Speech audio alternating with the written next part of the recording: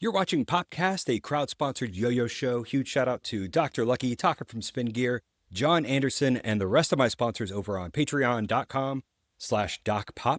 Each episode of Popcast, I like to talk about yo-yoing and some other things. Sometimes interests kind of spread into other areas. And today's a really fun one because we're going to be talking about yo-yoing and the Olympics. And joining me today, I've got Aidan Oldenburg, a member of Team USA's men's curling team, who competed in this year's Winter Olympics. If you watched the games this year, you might have seen a homie with a red Rambo-style bandana who occasionally would yo-yo between rounds.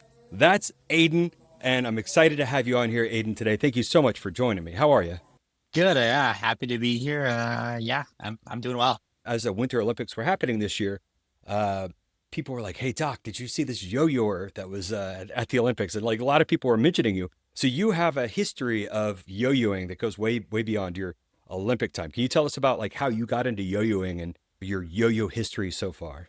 Yeah, I think it was like I saw a performance when I was young from Dazzling Dave, who was going all around Minnesota doing performances, and we saw him, and then me and my older brother kind of got inspired a little bit to go out and get a couple yo-yos ourselves, and so we started out with some cheapo, responsive kind of yo-yos, and then it really just expanded from there, and Uh, I've done a bunch of talent contests and like some things like that. Competed at the Minnesota State Yo-Yo Contest, Midwest Regionals when I was younger, and yeah, just expanded the yo-yo collection and the love for yo-yoing. I'm not sure what part of Minnesota you're from, but did you ever make it to college for the easily amused? I did not know. That was our yo-yo club in Minneapolis. I lived in Minneapolis for 4 years and ran the Midwest Regionals for many of those years. Although I think I moved around 2004, and I think your time competing was around 2010. Yep, yeah, I was born in 2001, so 2004 I would have been a little young for those Yeah, super young. competitions. But no, I grew up. Yeah, I grew up in southern Minnesota, like around Mankato area, and would make it up to the cities a couple times a year for yo-yos. But yeah. So you did compete. Were you making like yo-yo videos and stuff on the internet as well? I was not doing that. I was watching your videos and other Oh, videos cool. on the internet to learn tricks and stuff. But Mhm. no, I did. I just did the competition. So you were into yo-yoing. You even competed. Did you take a break then and kind of recently start picking it back up, or have you been yo-yoing kind of nonstop the last 10 years? Yeah, I kind of took a little bit of a break really when college hit, and that's kind of coincides with when I really started pursuing curling more and like a lot more time spent into curling. And then I was in college, and then I moved to the Twin Cities kind of for work and for curling, and then just kind of always had the yo-yo case that I brought along kind of everywhere. But then it was a couple years ago. Like I travel all the time for curling, and so then I was like, what can I bring to do while I'm at curling events? Like when I have like a couple hours to kill or something, and then the yo-yos made their way into the backpack and traveled along with me, and so kind of started getting back into it a few years ago, and just doing it for fun, and it became a kind of somewhat of a pre-game warm up and just kind of just a fun thing to do between games and such. Now, I don't know much about curling. Can you tell us a little bit more about what it's like how you got into curling and what it's like training for curling? And maybe I guess you can compare it to your days training for yo-yo contest and kind of talk about how maybe it's different. Sure, yeah. So for curling, competition schedule, like we compete all year round almost. Like we start in August and compete through March into April sometimes. And we start training then generally in June or July, really. And so there's not much off season for curling. The competitions, like it's every weekend almost essentially, like every other weekend we compete uh, and go out, travel to Canada or somewhere else to kind of do our thing and perform. There's not really a lot of similarities in the curling versus like yo-yoing for how you actually train and stuff. But I mean, growing up, like that was something that I dedicated a lot of time to. And like my brother and I would do like group performances like at local libraries and stuff too. And so kind of the training together as a team aspect, I guess you can relate to each other a little bit for Mhm. that. And then also just like I mean, doing competitions, like I'm a naturally competitive person. And so having kind of that outlet earlier in my life and now like that outlet's more curling for me, it kind of translates a little bit as well. I imagine there's still a lot of creativity in curling. It's not purely just technical. There's probably a lot of little spins you could take on it. Like, what are some of the little twists you put onto your style of curling? for curling, like it's mostly a technical game, and then there's like those creative spins. Like I mean, the headband's one of them for me, just having some Hmm. fun with it. But like kind of different unique things for sweeping, and especially, and then like your delivery. Every single person's different with how they throw the rock and how they sweep, and so it's kind of all like that is very individualized. And like with like yo-yoing, like you also have that opportunity to kind of create new tricks or like really be unique with like any performance that you do and things like that too. For anyone who's listening who may be a yo-yoer who doesn't know curling, I'm gonna give my uh, attempt at describing curling as shuffleboard on a life-sized shuffleboard where you actually are pushing the shuffle across a soft surface. And in this case, what you're pushing is a stone. You can't push beyond a certain point, at which point the stone is on its own, but you have these folks ahead of you that are shaping the ice, sweeping, and trying to create a movement to the rock beyond when you've let go. And then the end result is trying to have the most points in a certain target zone with competitors taking turns where you try to knock theirs out. You're probably better at describing curling than that. That was that was a good effort for someone not really knowing curling. Yeah, no, that was good. Yeah, it's some people call it chess on ice because like you mentioned like the strategy a little bit of like Hmm. when do you knock your opponent's rock out versus like just putting another rock in the rings and things like that. And there's a lot of strategy to it. But yeah, like we slide a rock down the sheet of ice. It's about 150 feet long or so. Then yeah, you let go, and then you have two people sweeping and a lot of yelling, and then yeah, just trying to be the closest to the center of that house or the rings at the end of the end. You were like the lead, the curling lead. Is that the name of your role? And so Yep, that means that's you're the one correct. pushing the rock. Would you also shout instructions to the sweepers? Yeah, yeah, sometimes. So there's four people on like a men's curling team and are like, on the ice at each time. And there's a lead, there's a second, a third, and a skip. And so everyone throws two rocks on the team. And so lead throws the first two rocks of the team, second throws the next two, Hmm. third, and like the skip throws the last two rocks at the end. Each person throws two rocks. And so you have eight rocks per team, and then you alternate back and forth with the other team. Red might throw first to one end, but then if they score, this red throws first the second end, and then yellow would have the hammer, and the hammer flips back and forth, and the team that doesn't score has the hammer and throws second in the end, and so they ultimately have that final rock in the end. For anyone who doesn't know, I actually have a history with curling and yo-yoing. In 2018, during the Winter Olympics, I had heard that all of the Olympic sports also had emojis, and I hadn't really used emojis much. I hadn't thought about them much, but I went through, and sure enough, a lot of them already had. I think archery, for instance, there was already kind of a bow and arrow. But for anything that there wasn't, it sounds like the Unicode Consortium tried to find the sports that weren't currently covered in some form, and curling would have been a really good example of like, oh, we don't have anything that looks like this, so they actually added a curling stone to the Unicode Consortium. And at this time, emojis were still pretty limited. Now they're very competitive every year. There's all these submissions for it, and all these. Why isn't this there? Why isn't that there? Back then, it was pretty simple in terms of like there wasn't, I can't guess how many emojis there were, but it wasn't quite as many there are now. And it was in learning that curling had an emoji that I decided to check and see if yo-yo had an emoji or juggling or any of the other things, and I couldn't find any emoji for that.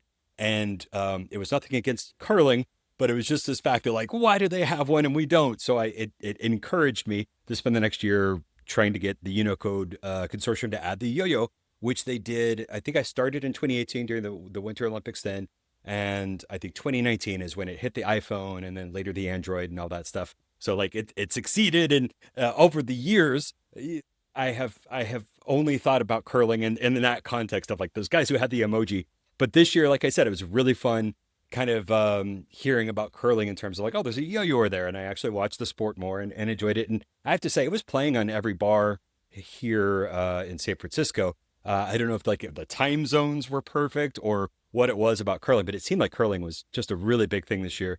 So it was really fun having that crossover of how I first learned about curling through, the yo-yo emoji, and then later finding out there's a curler who yo-yos. And I just wanted to say thank you for like combining those two. And it sort of feels like book ending that little cycle. It's been, really fun talking to you about this already.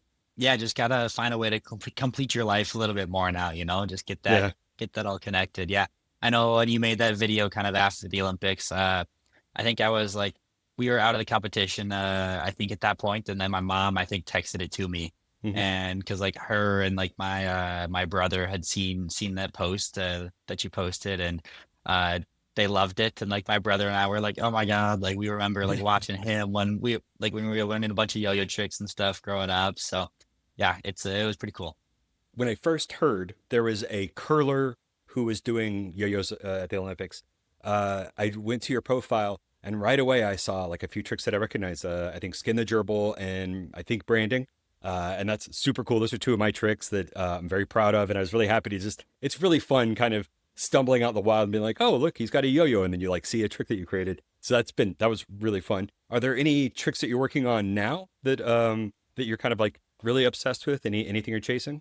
I am working on the curling yo-yo trick that you like recently, Curly. you might have posted before, but like I Hmm. just saw that again. So I'm working on that one. Got the technical aspect down a little bit, but then the flow tricks are hard for me sometimes. So yeah, I forgot that I actually have a trick called curling. That again back 2018 when I never heard of curling and then suddenly heard of it and became kind of obsessed with it. I created this little repeating trick that there's no other way to describe it other than it has curling, right? And so like I was like, well, the curling's the thing that I know about now. So like yeah, there actually is a trick called curling. And I recently even posted a tutorial about it. And Aiden, I'm not trying to discourage you, but that is a tough one. It's a tough one, but it's one of Yeah. those ones that like if you once you get the basics down, then it is something that like it is just practicing it to get that flow. But there's like three things that happen at once where you're dropping and spinning and man, that's a good luck with that one. That's not exactly an intermediate trick, but that's a fun, pretty trick. Yeah, no, I mean it looks good. It adds some flow, and like I think that's I need a couple more flowy tricks because like I used to do a lot more of the technical tricks, and so now it's like I gotta add some more flow for some more fun since now like I'm getting more popular for yo-yoing. I'm like I gotta Yeah. have some more fun ones. Like I'll do like the guillotine and stuff like that, but it's like only so many times I want to wrap the yo-yo around my neck before I'm probably gonna hit myself in the face. So trying to get something a little more safer. You're doing guillotine. That's a fun one. Yep. Yes. Whenever I got some space, like people like her like go wild for it. So yeah. Hmm. It's a nice big trick. It's cool to have those big showy tricks, especially like if you're going to be on a stage or somewhere where like people are seeing you from far. That's such a cool trick. Do you know Gondola? Maybe it's Maybe. the Yeah. names have escaped me over the years Yeah. for a lot of the tricks. After this, I'll maybe send you a tutorial for Gondola because I think that could be it's a Winter Olympic E because it's gondola, well, ski lift kind of thing. Hmm. I think that's a trick that you'll like a lot. I wanted to come back to at the Winter Olympics. You weren't the only yo-yoer that I heard of. I also heard of Alyssa Liu, who's an Oakland native, just across the bay from me. What should be an Olympic sport but isn't? Yo-yoing.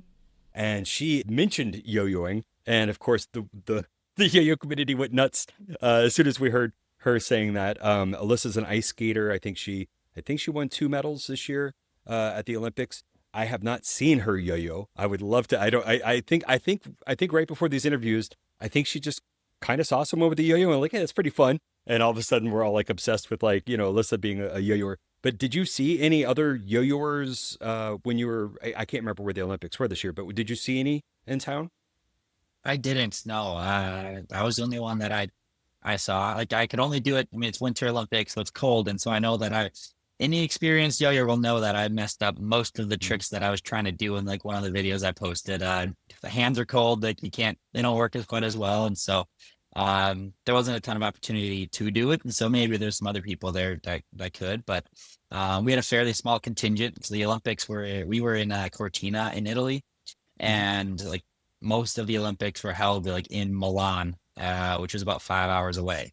And so like it was quite spread out. Like Alyssa Liu was in Milan and like we were in Cortina. So even if she did yo-yo, I didn't really have much of an opportunity to talk to her about that. But nope, I was the only one as far as I know.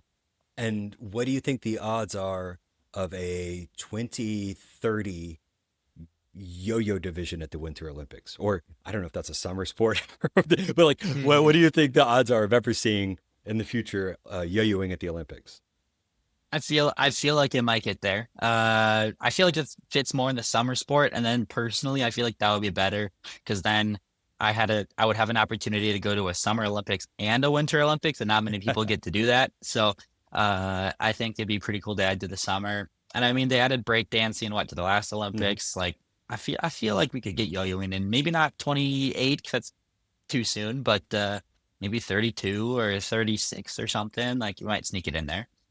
And are you planning on being on the men's curling team for the next Winter Olympics? Is that something you're already planning?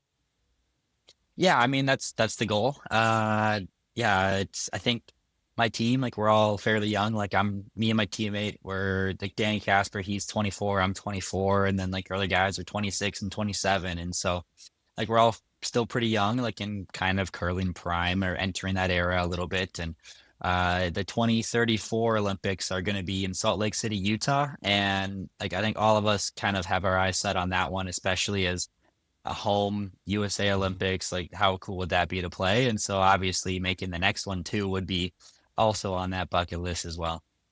I feel like one of the most talked about moments of the Olympics this year was from the curling division, and I don't know if this is something you can talk about at all, but I am referring to a Canadian player releasing the curling stone and then gently touching it with his finger. I think that's undeniable that he did. None of us normies know the rules to curling. It seems like they're pretty straightforward though. So can you describe uh, what that drama was and maybe your perspective on how the rules applied there? Yeah. So I think the first rule that like is the simplest is if you touch the rock after it crosses the thick black line, we call it the hog line. Like after it's let go, it crosses that line. If you touch any part of the rock with anything, it could be your broom, your foot, even if it's like your stopwatch or like we have mic packs on our back, if that falls off and hits it, that counts as it's a burned stone, is what it is, and that rock Mhm. is supposed to get pulled from play. And so, I think there were some videos that or some photos I saw that he was doing that past the hog line, and so technically, like by the rule, like they generally should be pulled. The issue is that it's really hard to regulate, um, because it's I mean, it's pretty tough as an opponent to like watch your opponent do it and then be like, "I hope you did it, pull that rock." Like it's like hard to do that. Curling's a gentleman's sport, like, Mhm. um, and yeah, we're trying to, you know, be out there and be as nice as we can while also still trying to do the best that we can to win. And so there are some officials in curling, but it's difficult to, they're not usually involved. They're more there to settle or handle settling disputes if there are any disputes or to measure stones and make those rulings if they have to. But it's difficult to make those rulings when it's something that's never been like actually like watched or like watched at all, like really before this Olympics. And so I'm hoping that there's some more clarifying rule changes this summer to like clarify it all. And uh, yeah, so that way there is no confusion and no one is yelling at each other out on the ice if they like talk to them about it. But yeah, so we'll see what happens this summer and if there's any changes to the rules. Well, I really appreciate your time, Aiden. Thank you so much for hanging out with me today. And like I said, I'm going to send you the gondola video because I think that's right up your alley. And I look forward to seeing your curling video. I'm wishing you the best of luck on that trick. It is. I get texts from people. That's one of those tricks I didn't think people would really care about. But like after I put out my tutorial, I feel like I get so many like emails and sometimes even text messages like, "How'd you get my number?" kind of thing. It's just people like, "Hey, I Yeah, need help with this trick." And I'm like, "What? Whoa!" Like this was not. I wasn't expecting because it's kind of a hard one. I just kind of put it out there, but like best of luck to people who are trying it. And I could see the motivation for you to learn curling. So like I'm really rooting for you. Hopefully, Aiden, I'll see you at the 2032 Yo Olympics. Maybe if I entered breakdancing, I have a better chance. I think than getting yo-yoing added, but we'll see. But thanks so much for your time. Oh, and if people want to follow you and learn more about your curling career and all your other interests, where's a good spot for them to do that? Yeah, it's mainly on Instagram is the main one. Aidan Oldenburg, just pretty simple, just my name, first and last. And then Aidan Oldenburg Curls, I think, is my TikTok where I post a few videos and reels and stuff on there. Awesome. Well, thanks so much for your time, man. It was really nice meeting you. Cheers. Yeah, nice to meet you as well. Thank you so much for having me. This trick is called the gondola. I'll show it to you once, and then we'll go through the basics. And just the basic gondola walkthrough is slide, glide, poof. And that's the gondola. It's an original trick. It's, I think, a super showy trick. I think it's good for a stage. And it's really easy for the end result being kind of powerful. So the trick is going to be a Houdini mount. Are you familiar with the Houdini mount? It's That's the on the thumb one, right? That's right. So it's going to be thumb, pointer finger. It's a double or nothing where your first one lands on your thumb. And then what you're going to do is you're going to, on your throw hand, you're going to pinch the string here so that you can drop. That's it. Yeah. And then just kind of bring your hand around and put your finger into that loop.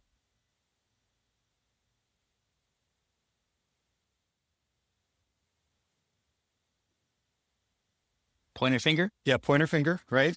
And that string that you just put on your pointer finger, it's in front of the other string. And what you're going to do is you're going to poke your finger down and back so that that just slides off. So the string that was in the back is now on there. Now you're going to swing towards your throw hand. Just slide. Drop your pointer finger thumb from your throw hand and slide back the other way. And then this looks really scary, but if you just drop, it's a magic, triangle, right? Now, I want you to try getting used to that more because there's going to be a lot more technique that we're going to get into on this one. But just hook your finger down, slide, drop, slide, drop. Now, there's a lot of flourishes you can do to make this trick look better. And I think the most important one is I just kind of showed you slide to your right, slide to your left. But what you really want to do is travel as much string as possible. So when you're doing that slide to your throw hand, right? So you pull through, try to keep the string tight and move your hands. I'm moving my hands further apart. So I'm not just traveling 1 foot. I've kind of traveled 2 feet now. And when I go back, I'm going to do the same thing. I'm going to pull my hands apart and really exaggerate. So like the end result is I really want to make it look like the yo-yos zigzagging these big motions. And to do that, pull your hands apart and kind of keep that string tight. Okay. Yeah. Yeah. Yeah. Yeah. That's it. That's it. And really exaggerate that motion. There you go. Dope. Now there's one more flourish for you, right? This is the pro level gondola flourish. That first hook that we did, that slack that we did, you can take that and you can swing it over and under. And whenever you're ready, you can just put it in. And the nice thing to do to get your finger in there easily is to put your finger really close to your middle finger. So don't like try to whip from a distance, but like, do this as much as you want. And then when you're ready, just put your finger right here and pull. And you'll make it look like you're just like an expert whip, kind of woof, woof, whoosh and hit your finger in that loop. Yeah. Okay. Oh, wait, I lost it. And this spin you can do kind of slow. So, to make sure the string doesn't kind of get knocked off. You can kind of take your time doing that over under whip.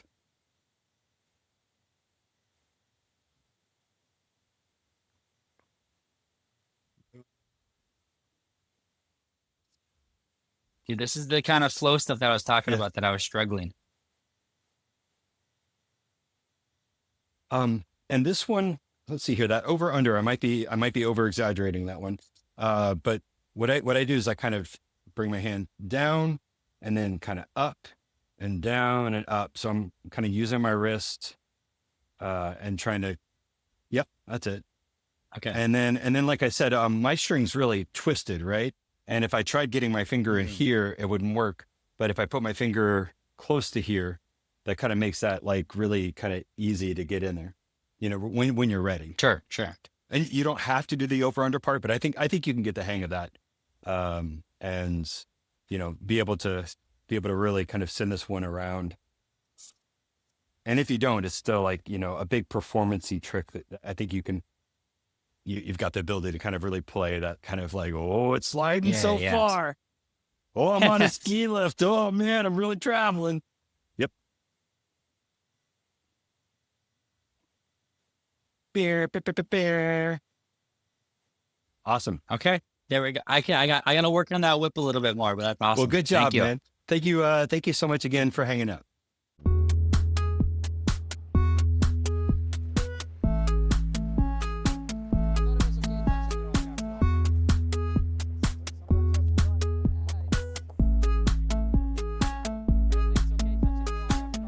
Is this a date or am I walking on the Mobius strip? 'Cause 1 minute you're cool, the next you flip. You've always gotta make everything so dramatic. Simply talking to you requires use of higher mathematics. Come down to this, your loose lips have sunk 1,000 ships, and I heard someone's finally beat you with this. Must have been some sort of subgenius. Come down to this, your loose lips have sunk